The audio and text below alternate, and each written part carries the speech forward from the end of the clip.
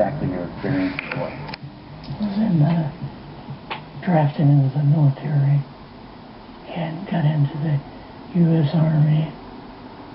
After that, I was sent to the Signal Training Center in eastern United States. What year would this be? 58. I went through the Signal Training course. And at that time, I went through the radio teletype course and also the cryptography course, crypto. They had 5 instructors that were getting out of military service. So they pulled the top 5 students, and I was 3rd in the class. So I got pulled as an instructor. Now, were you at this time also working yet for CIA? No. Not yet? No. After one day, my boss came to me, and he said, how would you like to, make some extra money? And I said, oh, money is good. So he explained to me that he could put it through, would have to get a top secret White House Q clearance for the job, And I thought, boy, must be a pretty exclusive thing, And I said, well, what is this? And he said that I'm director for the CIA for Eastern United States. And I said, oh, I didn't know that. He said, you weren't supposed to. After about 6 weeks, my security clearance came through, and I got my CIA card. It was an ID card, like a credit card, where I could just go up to the door and slice it, walk right in, and my name at that time, I used an artificial name too. Never used my real name. I started working with him on the project he was on, and that was Project Blue Book, which was kind of partially a fraud. You're saying some of the Blue Book cases were, yes. were completely fictitious? Yes. But the cases that we got came from, I think it was Fort Belvoir, Maryland. Mm-hmm. Fort Belvoir? Yeah. In fact, one later on, I got the mathematical code for reducing gravity in a 3x5 card. I guess there are different types of grays and so on. How did you see that evidence? Well, at the later on at S4, we viewed the autopsy film, and then the colonel said, what we've got in here is we're interviewing a gray alien. All right, right there. How did you feel at that moment? Well, I thought, boy, we had no idea we were going to see the real thing. All we saw was film. You had to have a little bit of heart racing at that moment. My boss was able to go in and had a partial interview with us. What did this gray alien look like? Could you describe him a little bit? This one looked a little bit oriental. So I'm just wondering if it looked almost human, what about this didn't look human? No, it didn't look human as far as the skin tone and basically the shape of it and the size. How was its head size compared with a normal human being? CIA headquarters. But we would get reports about a certain sighting that they had in Mexico or Italy or something like that. And then we had people that would follow through on it. They would go out and interview the people to see if they were nutcases. cases where if it was real. They'd be going overseas frequently. I wasn't, but I always stayed statewide. But the people we had working with us from CIA would do that. We would get like a new report probably a couple times a week.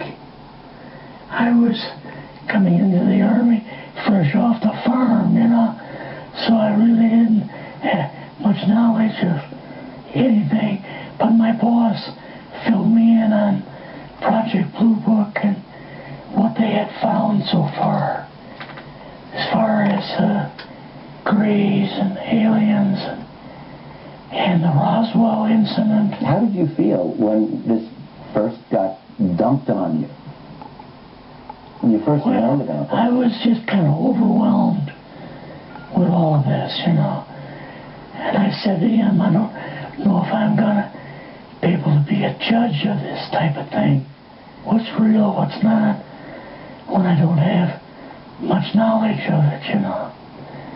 So... What did he say?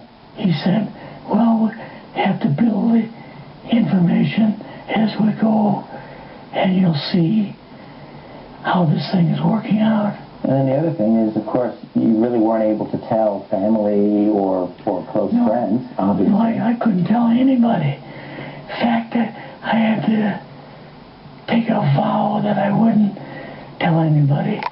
A lot of it for 40 years, and more of it for 50 years, which is up in 2010.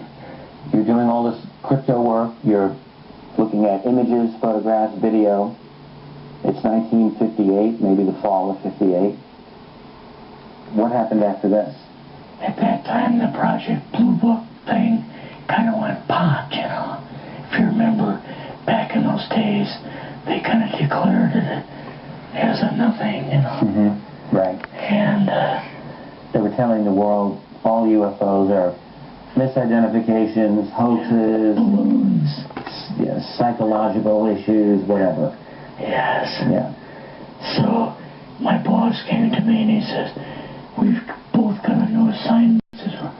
Going to the Capitol. Going to be part of the Eisenhower push.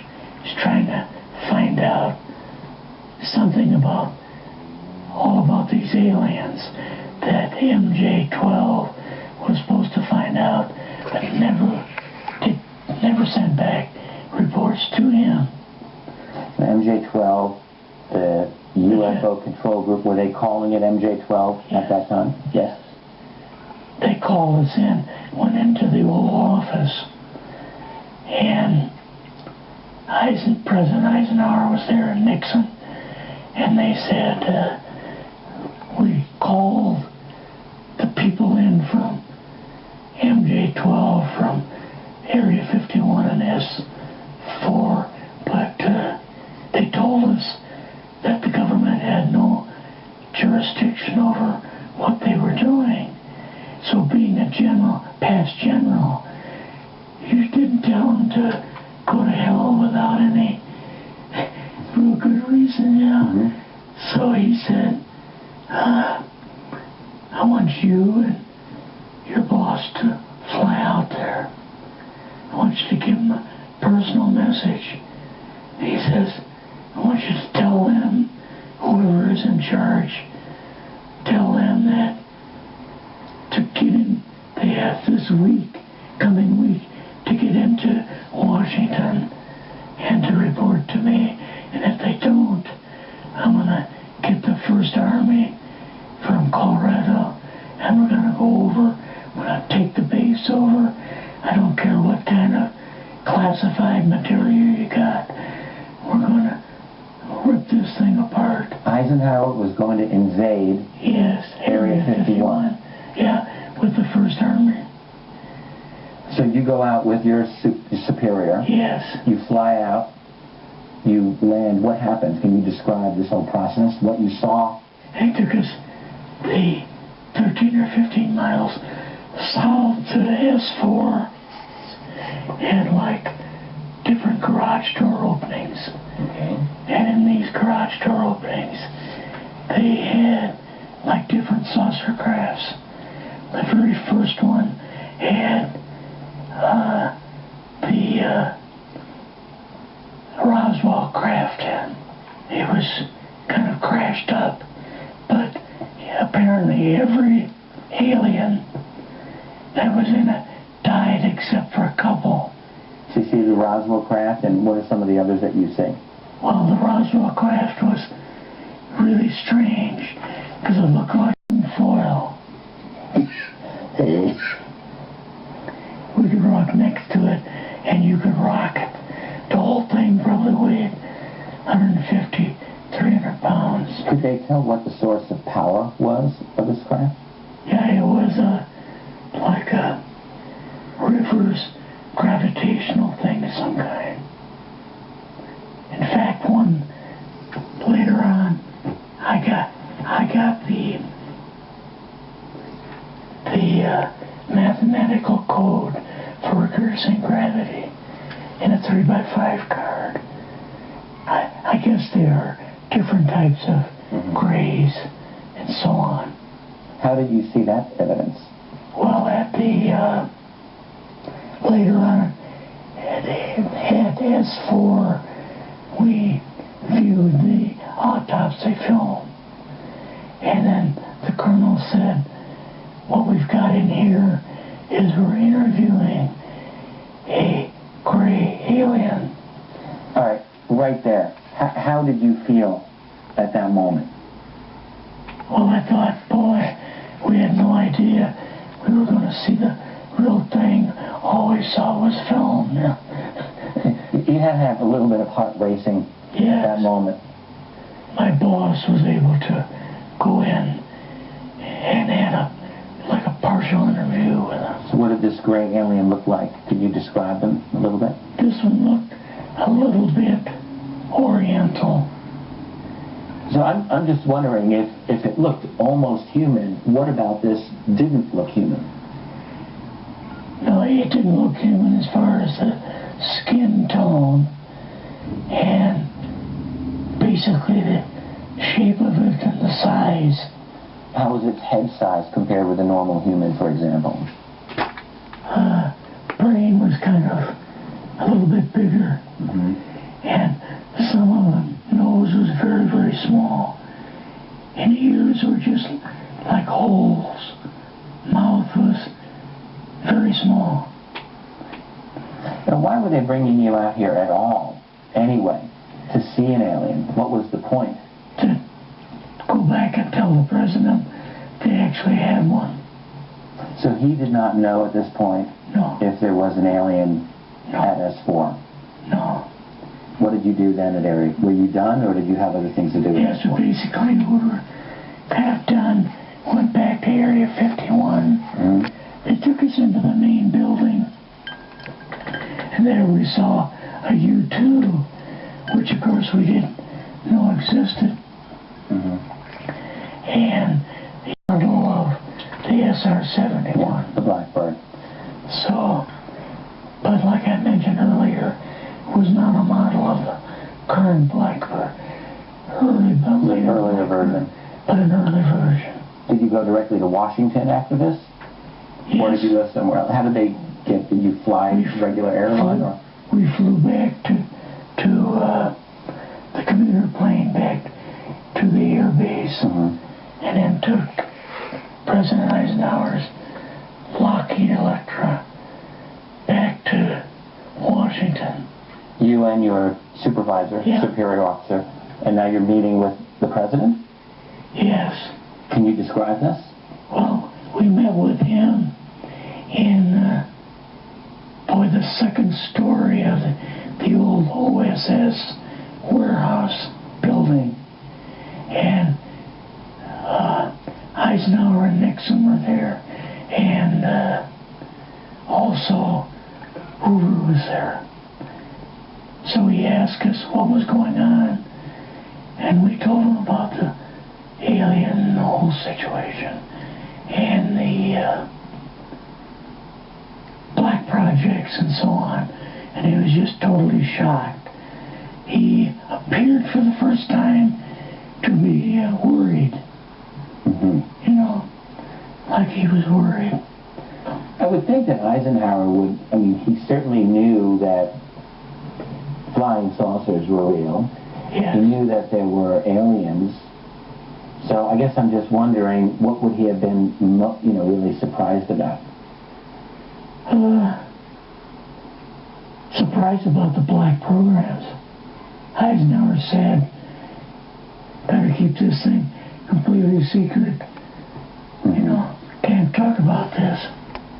Your actual name is, the name you grew up with, that was a different name than what you had in this. I never used it in the CIA at all. Now, what about today? You're going on the public record, and this is still sensitive information, even though earlier you talked about, security oaths that maybe expire after a certain period of time. 50 years. But you're still concerned. Linda Molnau's phone call, her phone was tapped, and they got my phone number, and through the telephone company, they were able to find me, and so on. When they found you, what happened? I was going to a grocery store. Two guys in black suits come out of a black Lincoln town car. And he told me that I better not publish anything or talk to Linda about any more things. So at that time, I did, I stopped. That was enough to intimidate you. Yes. Rather remain anonymous. Never show my face on anything. Really, thank you for doing this. Yes. This was, I guess, kind of a good idea because I feel much better having talked about it.